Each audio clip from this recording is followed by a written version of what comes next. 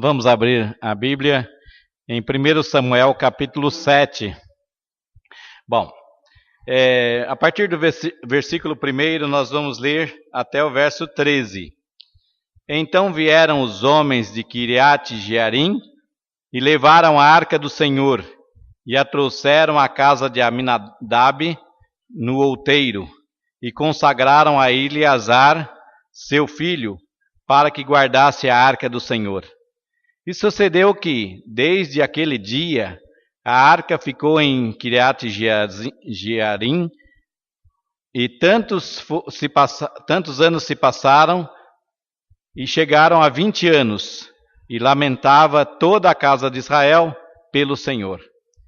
Então falou Samuel a toda a casa de Israel, dizendo: Se com todo o vosso coração vos converterdes ao Senhor, tirai dentre vós os deuses estranhos, os astarotes, e preparai o vosso coração ao Senhor, e servi a Ele só, e vos livrará da mão dos filisteus.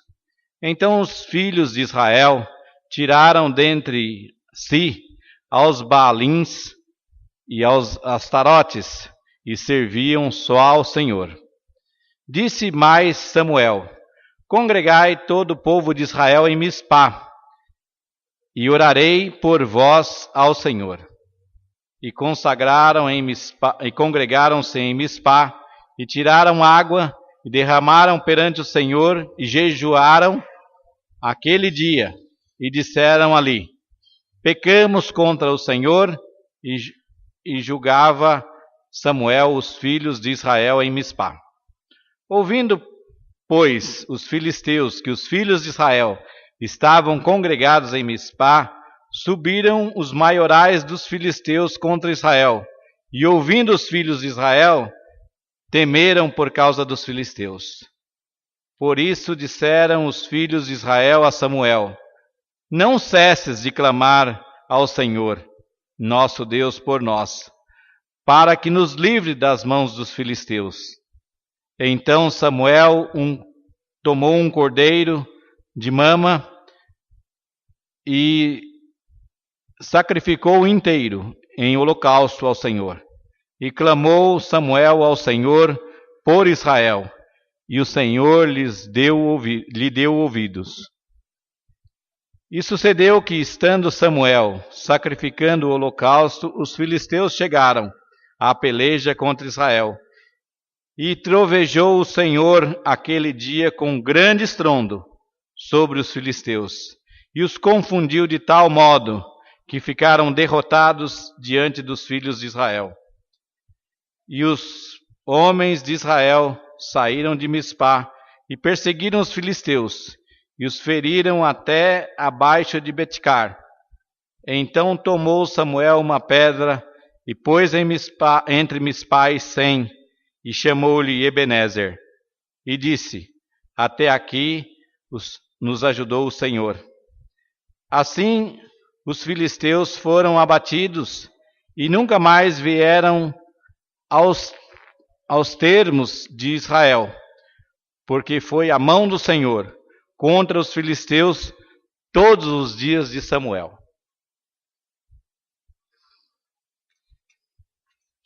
Não sei se os irmãos se lembram, mas no dia 5 de maio de 2012, nós estávamos num sábado lá no Clube Ipiranga. Lembram? Então é hoje, que nós estamos encerrando o nosso jubileu de ouro. Hoje a igreja está encerrando a comemoração dos 50 anos. E começando já a comemorar os 51. Então eu não podia trazer outro texto senão este. E eu acho que é um texto que tem gravado em pedra, esta frase, lá em Ebenezer, que Ebenezer significa pedra de apoio ou pedra de socorro.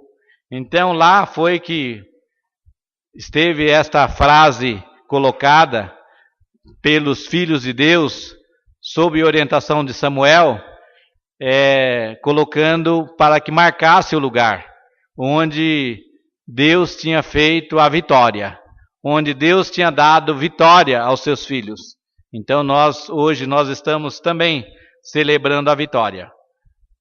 Eu não sei se os irmãos lembram que na época do mês de maio do ano passado eu expliquei para os irmãos o que era jubileu.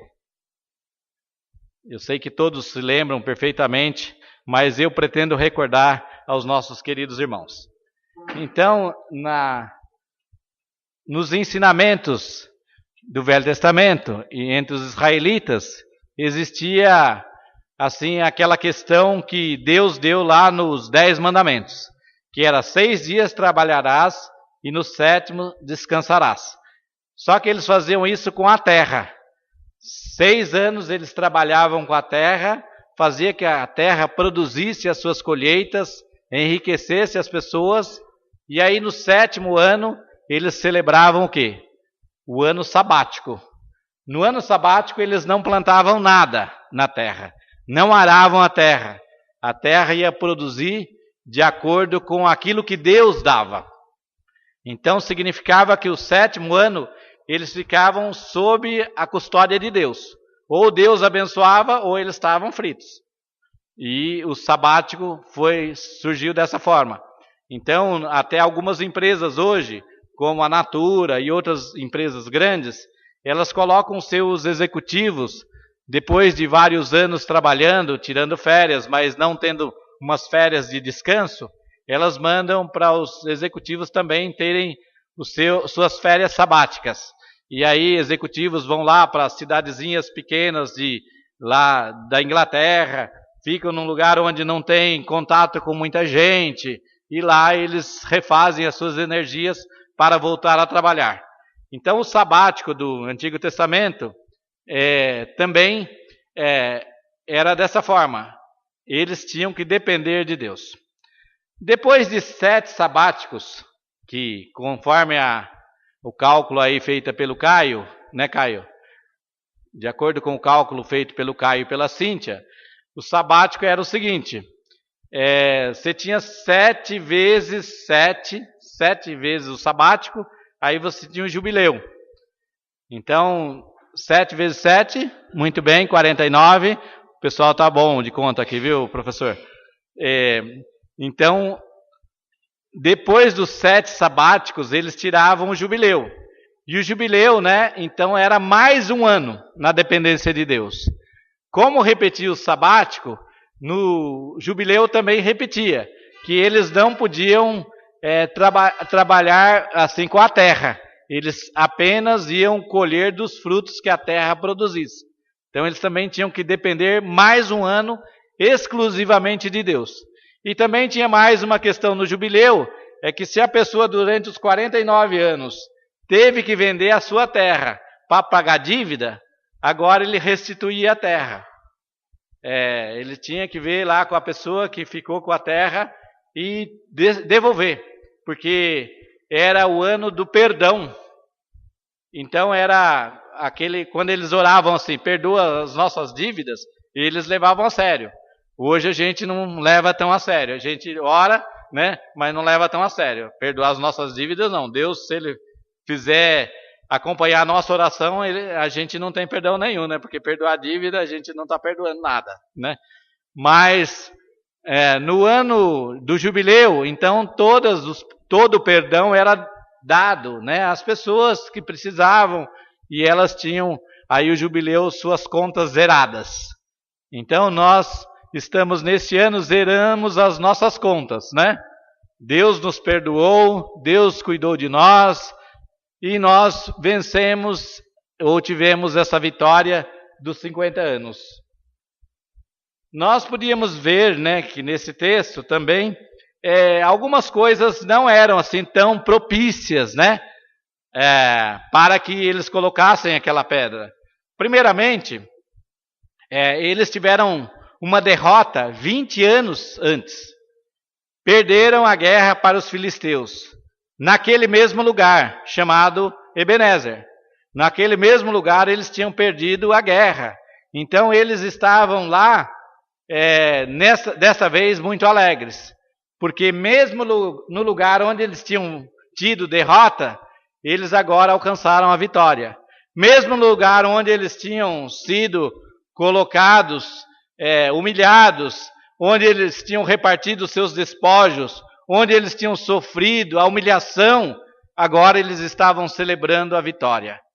Só que eles têm uma diferença. Quando nós celebramos a vitória, muitas vezes a vitória é nossa. E muitas vezes a gente esquece que é de Deus a vitória. Então, quando nós estamos em má situação, aí sim, não, Deus tem que ajudar. Mas se a vitória for, é nossa. Então, nós temos que aprender aqui, com esse texto, que lá eles celebraram a vitória, mas celebraram a vitória de Deus. Celebraram o momento de Deus. Celebraram de uma forma maravilhosa. Porque quando nós lemos no texto, o que ocorreu? Quando eles souberam que os filisteus vinham para eles, 5 reis dos filisteus estavam vindo para guerrear de novo, e eles estavam todos reunidos lá, entre Mispa e Sem, eles se apavoraram, eles ficaram com medo, e falou, é agora que a gente vai de novo, e pega todo mundo junto, né? Ia ser aproveitar e liquidar com eles de uma vez só. Mas aí eles falam, Samuel, ore a Deus, Samuel, não deixe de clamar a Deus, não, peça por nós vamos ser vencidos de novo. E aí Samuel ora a Deus, e Deus ouve a oração de Samuel, e Deus ouve tanto a oração de Samuel, que o texto, o verso 13 diz assim, que em todos os dias de Samuel, eles jamais foram atacados pelos filisteus. Então, enquanto Samuel existia, eles não conseguiram vir guerrear contra os filisteus. Porém, não era só essa guerra pessoal, esta guerra, assim, com exército contra exército, povo contra povo, os guerreiros fortes, e a gente sabe que os filisteus, eles eram o quê? Povos fortes. E segundo a luta lá de Davi e Golias, Golias era um filisteu. E ele era um pouquinho maior que Davi, né? Certo? Um era assim, o outro era assim. O outro não dava para aparecer aqui. E eles então eram povos fortes. E a gente pensa que a guerra é igual hoje, não era. Valia a força física. Então quem tinha força, quem tinha habilidade física, normalmente ganhava a guerra. Porém aqui, o que ocorreu no dia da guerra? Lembraram do texto? Muito bem, vocês lembraram. Deus fez trovejar. Aí eu fico pensando, mas trovejar deve ter atrapalhado todo mundo. Não é verdade? Não só os filisteus. Mas aqui Deus fez trovejar na vida de todos, né? E aí trovejou o dia inteiro, naquele mesmo lugar. Mas quem perdeu a guerra? Os filisteus. Então, por isso que muitas vezes a gente acha que Deus vai agir e vai fazer um ato exclusivamente para a gente. Porém, aqui Deus não fez um ato exclusivamente para uma pessoa. Deus fez o ato de trovejar para todo mundo. Porém, quem era de Deus se beneficiou do ato de Deus. Quem não era de Deus se perdeu no ato de Deus. Então, nós temos que saber de que nós, diante de Deus, somos aqueles que, quando nós somos de Deus, nós vamos saber que Deus está atuando, que Deus está nos ajudando, que Deus está nos envolvendo, que Deus está tomando conta da nossa vida, de que Deus está sendo vitorioso, que Deus está brilhando no nosso caminho. Mas quando a gente não é de Deus, a gente fica sem saber. E aqui eles ficaram perdidos, porque acharam que o trovão era de onde? Da natureza, que o trovão era de outra coisa, mas os filhos de Deus souberam e interpretaram corretamente que o trovão era de Deus, e eles não se perderam diante desta batalha. Nós podemos relembrar, como igreja, nesses 50 anos, que nós também tivemos muitas dificuldades, que nós tivemos muitas vezes assim desanimados, e muitas vezes nós encontramos também a igreja desanimada, E muitas vezes nós achamos, não, acho que o Sacomã agora, nós tivemos até uma pessoa que disse, o Sacomã passou, a igreja passou, essa igreja não vai mais para frente. Vocês lembram disso? Alguns da direção da igreja podiam dizer isto, que gente estava dizendo que o Sacomã ia fechar as portas, que a igreja ia fechar as portas. Porém, Deus não deixa fechar as portas. As portas do inferno não prevalecem contra a igreja. É o Senhor Deus, é o Senhor Jesus, é o Senhor da igreja, Ele que conduz a igreja, Ele que faz as coisas para a igreja, ou Ele que direciona a igreja no caminho dele. E muitas vezes a gente está desconfiado de que Deus pode nos ajudar. Mas aqui nesse texto nós vamos aprender esta confiança em Deus. Mas uma coisa nós temos que fazer, aquilo que pediram a Samuel. Samuel, não pare de orar ao Senhor. Igreja, não pare de orar ao Senhor. Nós vamos vencer, não pare de orar. É uma conduta da igreja nesta confiança que ela tem em Deus. Mas eles não tiveram só os problemas de guerra. Eles também não tiveram só o problema de desconfiança. Eles não tinham só os problemas de acertar a sua visão com Deus. Eles também tiveram outros problemas. Por exemplo, existia lá os deuses cananeus, que eram os deuses Baal, que Baal eram vários deuses, não era um só. Por isso que aquele texto diz Baalins, né, que são vários deuses. E também eles tinham os Astarotes, que eram uma deusa. Então, esses deuses, né, eles estavam impregnados na cultura daquele povo. Segundo o livro de Juízes e o livro de Reis, diz que Israel tinha muita dificuldade em se livrar de Baal, porque Baal era o deus da fertilidade, Astarote era a deusa da fertilidade e da fertilidade da terra. Então, tudo aquilo que eles achavam que a terra produzia, vinha de Astarote. Então, como eles dependiam, como pessoas agrícolas que dependiam da terra, e agora eles tinham que falar, não, esse Deus aí, Astarote, nós vamos tirar das nossas casas, nós vamos tirar todas as imagens de Astarotes das nossas casas, porque Deus é quem vai reinar. Eles tinham dificuldade, porque era uma luta de quem achava que sempre foi, e que a cultura em volta, a cultura dos cananeus tinha impregnado a visão deles, então eles tinham que lutar contra a própria cultura. E hoje nós pensamos que muitas coisas, né, a gente aceita, e até a gente tem que aceitar a cultura que está ao nosso redor. E a cultura que está ao nosso redor, ela não nos conduz para Deus. Porém, nós temos que vencer os nossos Astarotes, nós temos que vencer os nossos Baals, ou Baais, não sei, aí depende lá do português que quer falar. Mas os Baalins, nós temos que vencer.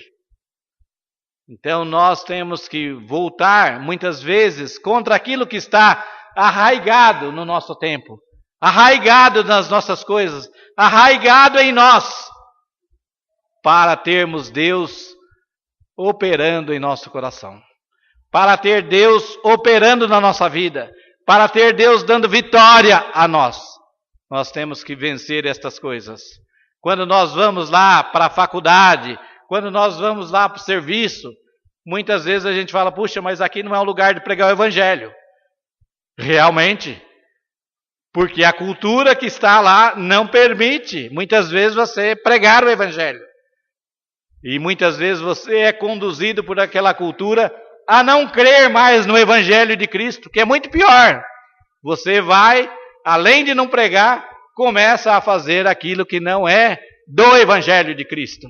Começa a receber os mesmos deuses de lá, Os mesmos deuses que dominam a cabeça das pessoas, vai dominar a cabeça de vocês. Então nós temos que lembrar que a palavra de Deus nos aconselha para que nós possamos colocar Deus, só Deus, em primeiro lugar, para termos a vitória que está aqui nesse texto. Então nós podemos dizer que a região inteira lá pertencia ao domínio dos cananeus. A região do Líbano, a região de Tiro, Sidom, Biblos, Malta, Sardenha, Sicília, Chipre, Egito, era tudo contaminado. Então era o mundo conhecido da época. É a mesma coisa que se falar todo o nosso mundo conhecido da nossa época. O que domina hoje no nosso mundo? Na maioria da vida das pessoas, das casas das pessoas, não é Deus. Na maioria das nossas famílias, muitas vezes, não é Deus. Porém, nós temos esse trabalho aqui diante de Deus para colocarmos Deus em primeiro lugar, colocarmos Cristo em nossa vida para dirigir os nossos passos. E aí nós vamos viver, provavelmente, numa dificuldade cultural. Agora, todos aqueles que não vivem numa dificuldade cultural, é porque abraçou a cultura. E muitas vezes a cultura é contra, em determinados casos, é contra Deus. Temos que analisar e colocar Deus como Senhor das nossas vidas. Nós poderíamos dizer que é agradável marcar com a mão de Deus na vida dos santos do passado. Quando a gente ouve a Bíblia e fala de que como Deus marcou a vida deles, a gente fica admirado. Isso é agradável ao nosso coração, faz bem ao nosso coração. Muitas vezes é interessante observar também os grandes testemunhos, que nós temos do que Deus fez por nós. E muitas vezes nós não entendemos, mas nós fazemos uma injustiça tão grande para com Deus, porque fazemos como se Ele só tivesse agido no passado e que Ele não age no momento, nesse presente. E eu proponho para os irmãos, você está descontente com a atuação de Deus hoje? Você não quer a atuação de Deus hoje? Peça para trocar o fornecedor de ar para você. Peça para trocar o fornecedor da saúde para você. Peça para trocar o fornecedor da vida sua. Se você é capaz. A palavra de Deus diz que Deus é autor e consumador da fé. Deus é autor da nossa vida. Ele é o Senhor da nossa vida. Se você conseguir trocar de fornecedor da vida, você pode ficar descontente e achar que Deus não age hoje. Deus age hoje nos nossos corações. Deus age hoje nas nossas vidas. E se a gente prestar atenção, a gente vai ver que muitos momentos nós fomos livrados dos nossos inimigos. Os nossos inimigos perderam a batalha. O nosso inimigo do conflito, o nosso inimigo da ansiedade, o nosso inimigo da falta de paz, o nosso inimigo que estava ao nosso redor, nos devorando, ele acabou sendo derrotado, porque Deus estava conosco. Porque Deus deu a vitória, porque Deus brilhou mais do que as nossas dificuldades, porque Deus brilhou mais do que muitas vezes aquilo que nós tínhamos como solução dos problemas. Porque muitas vezes olhamos para as nossas casas, olhamos para a enfermidade de um nosso parente e falamos, só Deus. E Deus age. E Ele faz. E Ele abençoa. E Ele dá saúde. E outras vezes nós vemos que nós estamos em conflito puro. A nossa alma se dissolve em conflito. Porém, Deus fortalece a nossa vida. Deus dá paz ao nosso coração. Deus nos ama e mostra o seu amor para conosco. Meus irmãos, lá nesse texto eles tiveram uma ideia. Então vamos fazer um negócio de saber que Deus está presente, mas nós vamos marcar que Deus está presente. Vamos colocar uma pedra. E vamos escrever nesta pedra: até aqui Deus nos ajudou. Até aqui Deus nos ajudou. Ebenezer, a pedra, até aqui Deus nos ajudou. Podemos dizer a mesma coisa da vida da igreja. Podemos dizer a mesma coisa da nossa vida. Podemos dizer a mesma coisa da nossa fé. Até aqui nos ajudou o Senhor. Até aqui Deus nos trouxe. Até aqui Deus tomou conta. Até aqui Deus interviu. Até aqui Deus estava no controle. Até aqui Deus tomou as nossas dores, os nossos problemas, as nossas situações. Até aqui prevaleceu Deus na nossa vida.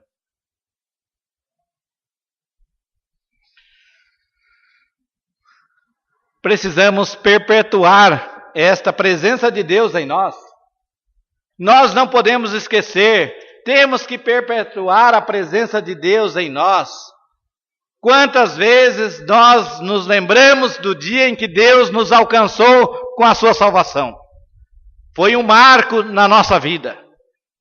Segundo os sociólogos, quando a pessoa nasce e dentro do seu ambiente, na sua família, ele tem a primeira socialização. E depois ele vai para o mundo aí, para a escola, para outros lugares, para o trabalho. Ele tem outras socializações, que são socializações secundárias. Porém, quando ele vai ter que mostrar quem ele vai lá para a primeira socialização. Vai falar, se falava em português, vai falar português naquele dia. Não vai conseguir xingar em inglês. Vai xingar em português. Naquele dia ele vai mostrar quem realmente ele é. Se ele é bravo, ele vai mostrar que é bravo.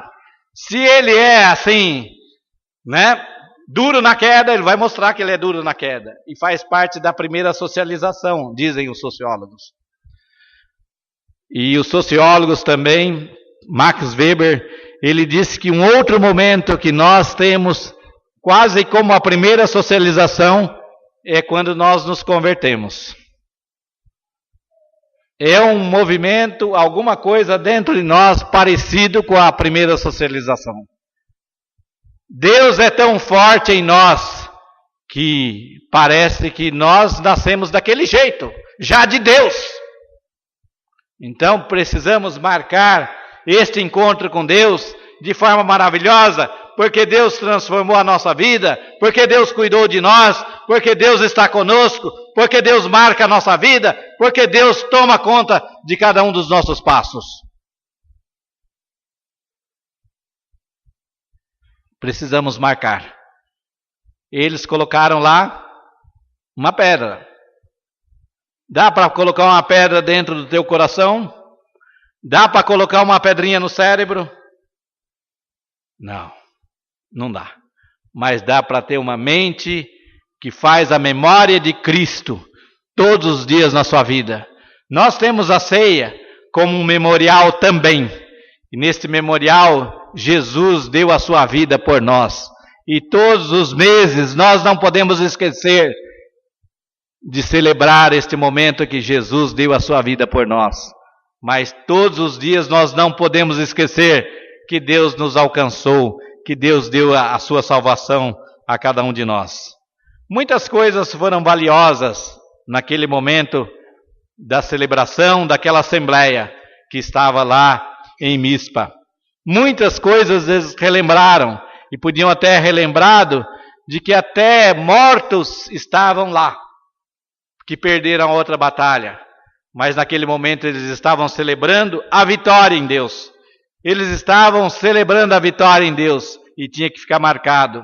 Muitas vezes nós estamos desconcertados na nossa vida, porém Deus nos conserta e nos coloca de uma forma correta diante deste mundo e diante das pessoas. Então nós precisamos lembrar do campo Ebenezer e aí lembrar dos troféus, até que os inimigos muitas vezes hastearam ou ergueram por vencer as batalhas contra os filhos de Deus. Porém, nós não podemos deixar barato. Temos que colocar o nosso marco de que Deus está conosco. Temos que colocar o marco em nossa vida de que Deus é o nosso Senhor. Mesmo que tenhamos vivido em uma situação em que nós fomos derrotados algumas vezes, mas nós temos que estabelecer o marco da vitória. Porque os inimigos, eles colocaram o grito de triunfo, e nós temos também que hoje, celebrando a nossa vitória, a vitória de Cristo na nossa igreja, também gritar pela vitória de Cristo, pelo poder do seu sangue, pelo poder do seu amor, pelo poder da sua salvação, pelo poder das suas bênçãos, pelo poder da sua ação em nosso mundo. Nós podemos gritar a vitória de Cristo em nossa igreja, em nossa vida. Muitas vezes tivemos ou fomos covardes, muitas vezes fomos tíbios, muitas vezes não colocamos o amor de Deus em grande destaque, mas hoje nós podemos colocar o amor de Deus mais alto, marcando a nossa vida de que Deus está conosco e que seu amor está conosco. Muitas vezes, quando nós estávamos lá distribuindo as cestas, eu repetia para as pessoas: nós estamos distribuindo essa cesta que ela vai alimentar vocês, mas vocês precisam mais do que a cesta. Vocês precisam de Deus em primeiro lugar. A nossa necessidade humana, a nossa necessidade física, de alimentação, todo mundo tem certeza que todos nós precisamos. E eu não vi ninguém que aprendeu ou desenvolveu ficar sem comer e continuar vivendo muito tempo. Nós muitas vezes nos esquecemos que nós temos que viver de Deus agora. Nós temos que nos alimentar de Deus agora. Prosseguirmos com Deus sempre. Também quando eles colocaram marco, esse marco podia dizer assim: não esquecer o que Deus fez. Então estava lá, o que Deus fez estava lá registrado. Porém, quando nós colocamos o marco, e o marco aqui está, até aqui Deus nos abençoou. Esse até aqui significa o quê? Que a vida continua. Que nós temos hoje o encerramento do jubileu, mas estamos partindo para o próximo jubileu. Amém? Não sei quantos vão chegar até lá, mas quantos quiserem chegar comigo, nós vamos chegar. Muitos dos nossos irmãos, queridos jovens, vão chegar até lá. Provavelmente eu não estarei junto, mas vocês podem lembrar desse jubileu passado, por favor, e falar: o pastor falou do texto Ebenezer. Tudo bem? Combinado aí? Com os nossos jovens, combinado? Cíntia, tá tudo certo? Tudo bem? João, tá tudo certo? Você vai lembrar, você que vai estar aqui? Muito bem. Então nós precisamos saber que a nossa vida continua, que a nossa igreja vai continuar, que Deus vai prover novos membros, esses novos membros vão dar continuidade a esta maravilha de Deus em nosso coração. A vida tem continuidade, a conquista de Deus tem continuidade, a misericórdia de Deus se renova de geração em geração, diz a palavra de Deus. Então o nosso monumento da vitória, o nosso monumento de Ebenezer, dos 50 anos da igreja, nós estamos celebrando hoje. E falei lá na creche na sexta-feira que nós não tínhamos convidado nenhum pregador de fora, mas queríamos comemorar esta vitória de Deus em nós, esta vitória de Cristo nas nossas vidas, como igreja aqui, estaríamos comemorando hoje. E se nós lembrarmos um pouco de Samuel também, nós sabemos que Samuel ele encerra um ciclo na Bíblia. Não sei se os irmãos que conhecem a Bíblia sabem. Até Samuel foi o quê? O último juiz. E aí no reinado de Samuel, ele ungiu o primeiro rei em Israel. Então terminou um ciclo dos juízes para iniciar o ciclo dos reis. E a gente que conhece a Bíblia, quando o povo de Deus pediu um rei, vai dar certo com a política de hoje, né? O que diz a palavra de Deus? Vocês querem um rei, mas vocês vão ter que cuidar do exército do rei, vocês têm que pagar impostos para o rei, vocês têm que pagar os funcionários do rei. E não acontece isso hoje, né? Acontece. Hoje, exatamente o que a Bíblia previa, acontece hoje. Nós temos que ter bastante empregados públicos, né? Diretamente ligados ao governo. Não é aqueles que fazem o bem para os outros, mas aqueles que estão ligados ao governo, que ganham mais, que não usam da justiça como usavam os juízes, mas a palavra de Deus se cumpriu, e hoje nós temos aí, não os juízes, que aqui eu até falei lá na Vila das Mercês, que eram juízes de pequenas causas. Alguém dava prejuízo, ou um animal, tal, aí ia o juiz lá e falava, não, devolve o animal, paga só o pasto que ele comeu aqui, e está tudo certo. Era um juiz de pequenas causas. Porém, as coisas eram resolvidas de uma forma de consenso na vida de Israel. A partir do momento que começou a existir os reis, Israel teve também dificuldade com os seus reis. Então nós precisamos aqui lembrar que o ciclo dos reis possa ser um ciclo diferente. O rei que começa em minha vida. O reinado de Cristo em nós. Que estabeleça-se o juízo de Deus e que Cristo seja o nosso rei. Cristo seja o nosso Senhor. Cristo seja aquele que deve ser exaltado no dia a dia nosso. Então vamos comemorar este jubileu, comemorando o ciclo dos juízes terminado, mas entregando a igreja ao Rei e Senhor Cristo Jesus. Vou terminar com duas historinhas. Talvez os irmãos da internet aí sabem da historinha.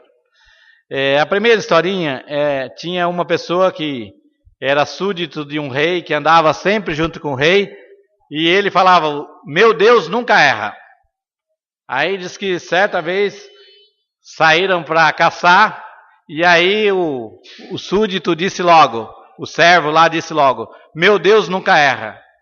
Só que veio um animal feroz, atacou o rei, e aí o servo conseguiu salvar o rei, mas perdeu o dedo.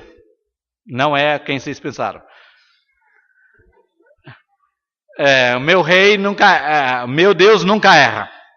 Aí depois voltaram para o palácio, o rei ficou nervoso. Falou, você, meu servo, você fala que teu Deus nunca erra, mas eu perdi meu dedo. Então você vai para a prisão. Prendeu lá o servo lá na prisão. Aí o rei, depois de passado muito tempo, o rei falou, eu vou caçar sozinho. Foi caçar. E aí quando ele foi caçar, ele foi pego pelos inimigos que faziam sacrifício humano. Aí quando foram colocar o rei lá no sacrifício, aí viu que ele faltava um dedo. Falava, você não pode ser oferecido ao sacrifício porque falta um dedo. Então pode ir embora.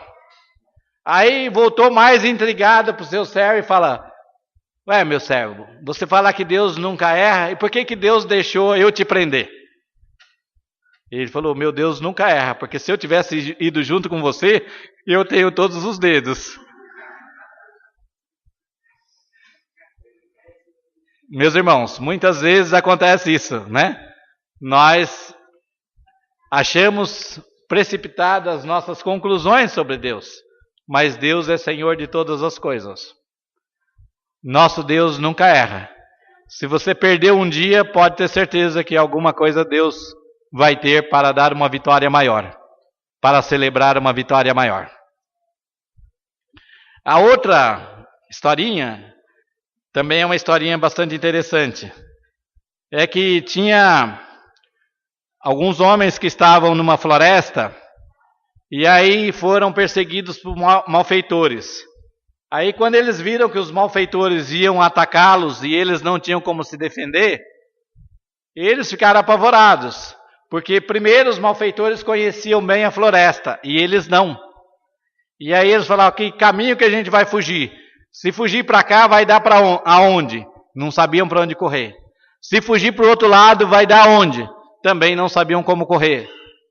E aí eles pegaram e correram, o primeiro caminho que eles acharam, eles correram, e aí um deles falou assim: olha, acho que é melhor a gente se esconder ali. Aí diz que eles falaram: bom, agora só resta para a gente orar. Vamos orar.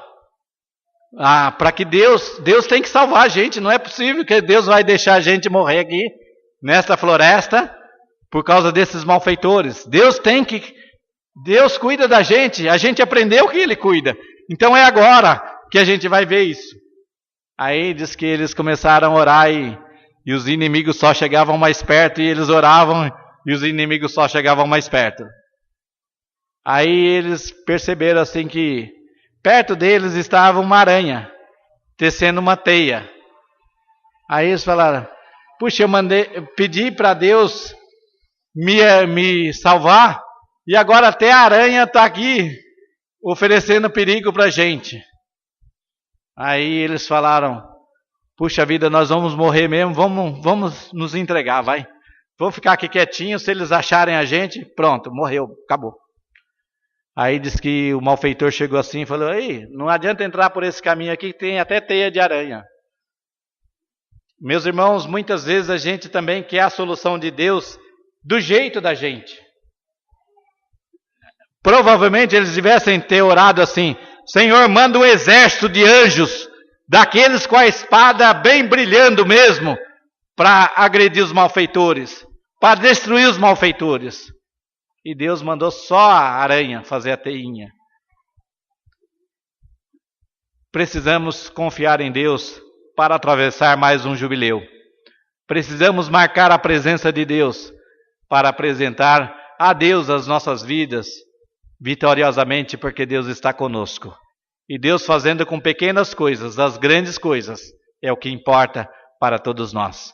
Que Deus nos abençoe e que nós possamos prosseguir de cabeças erguidas, louvando a Deus, porque Ele é fiel em todas as coisas e Ele nunca erra. Amém?